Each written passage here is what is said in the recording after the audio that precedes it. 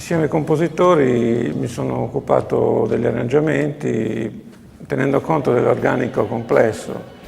Da un lato una corale importante vocalmente, con 40 voci di grande dimensione dinamica, e dall'altra una band tipica con gli strumenti di una band e con la peculiarità delle voci soliste alternate ai cori.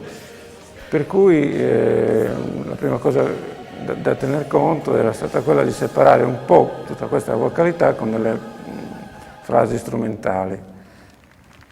Quindi inizialmente abbiamo subito curato la fase delle strutture proprio per alternare momenti strumentali e momenti vocali.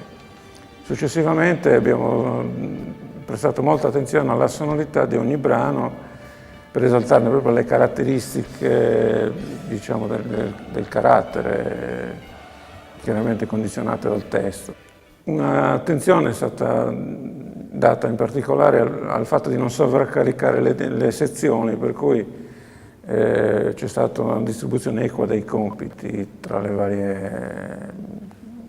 vari gruppi, insomma, o tra i vari solisti. Il risultato finale è un ascolto fresco, un ascolto di una musica piacevole, semplice, ma dentro la quale si denota una grande complessità di parti, di espressioni, di modi di cantare e di suonare.